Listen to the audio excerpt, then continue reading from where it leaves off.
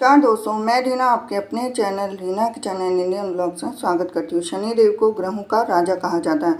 भगवान भोलेनाथ ने इसे न्याय के देवता की उपाधि दी है। शनिदेव को बहुत जल्दी क्रोध आता है। इसी क्रोध की वजह से पिता सूर्य से इनकी नाराजगी बनी रहती है। इनके क्रोध से सभी बचने की कोशिश करते हैं, वरना व्यक्ति पर मुसीबतों का पहाड़ टूट जाता है। इसीलिए इन्हें प्रसन्न करने के लिए शनिवार व्रत रखा जाता है। व्यक्ति शनिदेव से बचने और उन्हें शांत रखने के लिए अनेक उपाय करता है। शनि कृपा से व्यक्ति को सुख और वैभव की प्राप्ति होती है। जो लोग शनिवार का व्रत करते हैं उनको पूजा के समय शनिवार व्रत का श्रवण करना चाहिए। शनिवार की व्रत कथा। एक बार सभी 9 ग्रहों सूर्य, चंद्र, मंगल, बुध, बृहस्पति, शुक्र, शनि, राहु और केतु में बहस हो गई। कौन सबसे बड़ा है? आपस में लड़ने के बाद सभी देवराज इंद्र के पास पहुंच गए। इंद्र असमंजस की स्थिति में निर्णय नहीं दे पाए, परंतु उन्होंने सभी ग्रहों को सुझाव दिया कि पृथ्वी पर राजा विक्रमादित्य ही इसका फैसला कर सकते, क्योंकि वो बहुत ही न्यायप्रिय राजा हैं। सभी पृथ्वी पर राजा विक्रमादित्य के पास गए और अपने आने का कारण बताया। राजा उनकी समस्या को सुनकर बहुत परेशान हो गए। उनका चिंतित होना लाजमी था, क्योंकि जिसको भी किसी से छोटा बताता तो वही गुस्सा कर जाएगा। राजा के काफ़ी सोच विचार के बाद उन्हें एक उपाय सूझा। उन्होंने सुवर्ण, रजत, कांस्य, पीतल, सीसा, रांगा जैसा अभ्रक और लोहे से 9 सिंहासन का निर्माण कराया। उन्हें उपयुक्त क्रम में रख दिया। सबसे निवेदन किया गया कि क्रमानुसार सिंहासन पर आसन ग्रहण करें। शर्त रखा गया कि जो सबसे अंतिम में सिंहासन पर आसन ग्रहण करेगा वही सबसे छोटा माना जाएगा, जिसकी वजह से शनिदेव सबसे बाद में आसन प्राप्त कर सके और सबसे छोटे कहलाए। क्रोध के आवेश में आकर शनिदेव ने सोचा कि राजा ने यह सब जानबूझकर कर दिया। कुपित होकर राजा से कहा कि राजा, तू मुझे नहीं जानता। सूर्य एक राशि में 1 महीना, चंद्रमा 2.25 महीने 2 दिन और मंगल 1.5 महीना, बृहस्पति 13 महीने, बुध और शुक्र 1-1 महीने विचरण करते हैं, लेकिन मैं 2.5 से 7.5 साल तक रहता रहूं। मैंने बड़े बड़े का विनाश किया है। श्री राम की 7.5 आने पर उन्हें जंगल जंगल भटकना पड़ा और रावण की आने पर लंका को बंदरों की सेना से परास्त होना पड़ा। क्रोधित शनिदेव ने राजा से कहा कि अब आपको सावधान रहने की जरूरत है। इतना कहकर शनिदेव कुपित अवस्था में वहां से चले गए। समय गुजरता गया और काल चक्र का पहिया घूमते हुए राजा की 7.5 आ ही गई। तब शनिदेव घोड़ों का सौदागर बनकर राजा के राज्य में गए। उनके साथ अच्छे नस्ल के सारे घोड़े थे। जब राजा को सौदागर के घोड़ों का पता चला तो अश्वपाल को अच्छे घोड़े खरीदने के लिए भेजा। अश्वपाल ने अच्छे घोड़े खरीदे और इसके अलावा सौदागर ने उपहार स्वरूप एक सर्वोत्तम नस्ल के घोड़े की राजा की सवारी हेतु दिया। राजा विक्रमादित्य जैसे ही उस घोड़े पर बैठे वह सरपट वन की ओर भागने लगा। जंगल के अंदर पहुंचकर वह गायब हो गया और भूखा प्यास की स्थिति में राजा जंगल में भटकते रहे। अचानक उन्हें एक ग्वाला दिखाई दिया जिसने राजा की प्यास बुझाई। राजा ने प्रसन्नता में उसे अपनी अंगूठी देकर नगर की तरफ चले गए। वहाँ एक सेठ की दुकान पर पहुंचकर उन्होंने जल पिया और उनका नाम बीका बताया। भाग्यवश उस दिन सेठ की खूब आमदनी हुई। सेठ खुश होकर उन्हें अपने साथ लेकर आया। सेठ के घर में खूंटी पर एक हार टंगा था, जिसको खूंटी निगल रही थी। कुछ ही देर में हार पूरी तरह से गायब हो गई और सेठ वापस आ गया तो हार गायब था। उसे लगा कि बीका ने ही उसे चुरा लिया। सेठ ने बीका को कोतवाल में पकड़ा दिया और दंड स्वरूप राजा उसे चोर समझकर हाथ पैर कटवा दिए। अपंग अवस्था में उसे नगर के बाहर फेंक दिया गया। तभी वहां से एक तेली निकल रहा था, जिसको बीका पर दया आ गई। उसने बीका को अपनी गाड़ी में बैठा दिया। बीका अपनी नाभि से जीभ से बेलों को हाँकने लगा।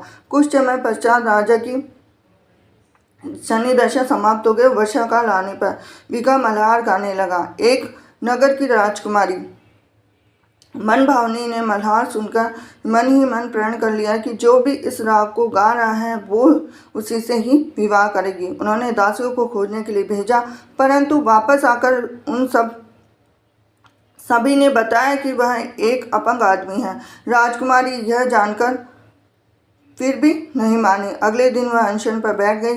जब लाख समझाने पर राजकुमारी नहीं मानी, तब राजा ने उस तेली को बुलवाया। भेजा और बीका से विवाह की तैयारियां करने के लिए कहा गया। बीका ने राजकुमारी का विवाह हो गया और एक दिन बीका के स्वप्न में शनिदेव ने आकर कहा कि देखा राजा, तुमने मुझे छोटा बताकर कितना दुख झेला। राजा ने क्षमा मांगते हुए हाथ जोड़कर कहा कि हे शनिदेव, जैसा दुख मुझे दिया है किसी और को ऐसा दुख मत देना। और शनिदेव इस विनती को मान गए और कहा कि मेरे व्रत और कथा से तुम्हारे सारे कष्ट दूर हो जाएंगे। जो भी नित्य मेरा ध्यान करेगा और चींटियों को आटा डालेगा उसकी सारी मनोकामना पूर्ण हो जाएगी। शनिदेव ने राजा को हाथ पैर भी वापस दिए और दूसरे दिन जब सुबह राजकुमारी की आंखें खुली तो आश्चर्यचकित हो गई। बीका ने मन भावनी को बताया कि वह उज्जैन का राजा विक्रमादित्य है। मन भावनी खुशी से फूले नहीं समा रही थी। राजा और नगरवासी सभी अत्यंत प्रसन्न हुए। सेठ ने जब यह सुना तो वह पैरों पर गिरकर क्षमा मांगने लगा। राजा ने कहा कि यह सब शनिदेव के कोप का प्रभाव था और इसमें किसी का कोई दोष नहीं है। सेठ ने निवेदन करते हुए कहा कि मुझे शांति तभी मिलेगी जब आप मेरे घर चलकर भोजन करेंगे। सेठ ने कई प्रकार के व्यंजनों से राजा का सत्कार किया और जब राजा भोजन करने लग रहे थे तभी कुटी हार निकल गई थी, वही अब उसे उगल रही है। सेठ ने अनेक मोहरे देकर राजा का स्वागत किया और अपनी कन्या श्रीकौरी से पानी ग्रहण का निवेदन किया। राजा ने साहस स्वीकार कर लिया कि राजा अपनी दोनों रानियों मन भावनी और श्रीकौरी को लेकर उज्जैन नगरी लौट आए। सारे नगर में दीपमाला और खुशी मनाई और राजा ने घोषणा करते हुए कहा कि मैंने शनिदेव को सबसे छोटे बताया था, लेकिन असल में वही सर्वोपरि है। तब से सारे राज्य में शनिदेव की पूजा और कथा नियमित होने लगी और सारी प्रजा के बीच खुशी और आनंद का वातावरण बन गया। शनिदेव के व्रत की कथा को जो भी सुनता और पढ़ता है उसके सारे दुख दूर होते हैं। तो ये थी आज के शनिदेव की व्रत कथा। हरे कृष्णा। नमस्कार दोस्तों, मैं रीना आपके अपने channel Reena kitchen and Indian vlogs में स्वागत करती हूँ। तो शनिवार के व्रत में आपको क्या खाना चाहिए और किस तरीके से आपको व्रत खोलना चाहिए, इस वीडियो में आपको दी जाएगी पूरी जानकारी। तो शनिवार व्रत में अन्न का सेवन नहीं करना चाहिए और शनिदेव को धूप, फूल, फल और काले तिल अर्पित करने चाहिए। शनिदेव की पूजा के दौरान मंत्रों का जाप करना चाहिए और आरती करना चाहिए। इस व्रत के पारण में खिचड़ी, काली उड़द की दाल का सेवन करना चाहिए। अब ये है शनिवार के व्रत के दिन क्या खाना चाहिए। तो शनिवार का व्रत करने वालों को पूरा दिन फलाहार करना चाहिए।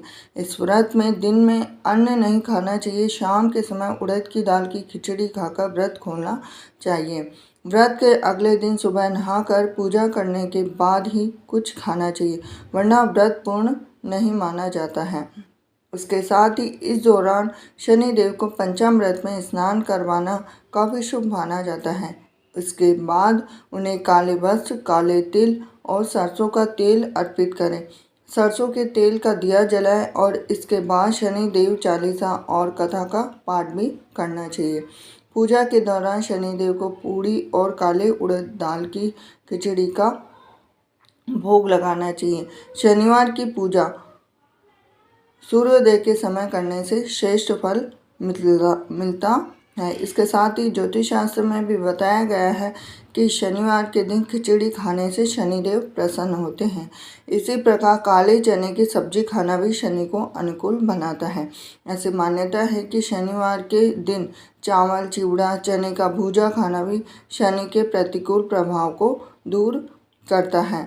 साथ ही शनिवार को काफ़ी चीज़ें हैं जिनका हमें परहेज भी करना चाहिए, जैसे नमक नहीं खाना चाहिए हमें आज के दिन शनिवार के दिन सरसों का तेल नहीं खरीदना चाहिए। जूते चप्पल शनिवार के जूते चप्पल की खरीदारी भी नहीं करनी चाहिए। नमक शनिवार के दिन नमक खरीदने से भी बचना चाहिए। झाड़ू खरीदना भी अशुभ माना जाता है। लोहा शनिवार के दिन भूल कर भी नहीं खरीदना चाहिए। तो ये थी खास जानकारी आपके लिए। वीडियो अगर आपको थोड़ा सा भी रोचक लगा हो तो वीडियो को लाइक करें, चैनल को सब्सक्राइब करें, बेल आइकन प्रेस करें। ऐसी ही जानकारी के लिए बने रहिए Reena kitchen and Indian vlogs में। हरे कृष्णा। नमस्कार दोस्तों, मैं रीना आपके अपने channel Reena kitchen recipe and blogs में स्वागत करती हूँ। तो हिंदू धर्म में शनिवार के दिन बाल धोना चाहिए या फिर नहीं धोना चाहिए, वो भी महिलाओं को। तो हिंदू धर्म में शनिवार के दिन बाल धोना किसी के लिए भी शुभ नहीं बताया गया। खास तौर पर इस दिन सुहागिन महिलाओं को सिर नहीं धोना चाहिए। क्योंकि मान्यता है कि ऐसा करने से शनिदेव नाराज हो जाते हैं। सुहागिन महिलाओं को मंगलवार, गुरुवार और शनिवार के दिन बाल धोने पर मनाही है। इस दिन अगर शादीशुदा महिलाएं अपने बाल धोती हैं तो उनके परिवार के लिए शुभ नहीं होता है, इसीलिए इन तीनों दिनों पर बाल धोना निषेध बताया गया है।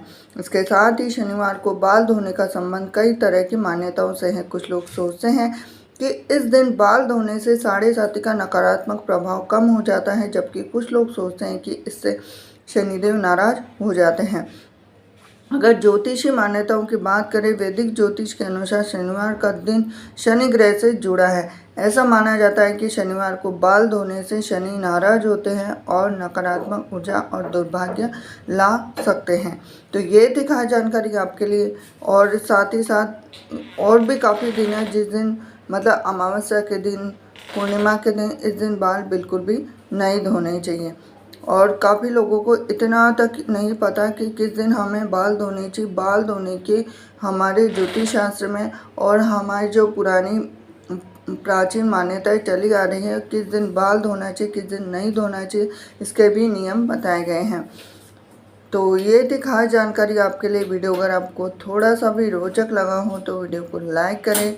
चैनल पर नए जुड़े हैं तो चैनल को सब्सक्राइब करें, बेल आइकन प्रेस करें और ऐसी ही जानकारी के लिए मेरे साथ बने रहिए Reena kitchen and Indian culture में। मिलती हूँ आपसे नेक्स्ट वीडियो में। हरे कृष्णा।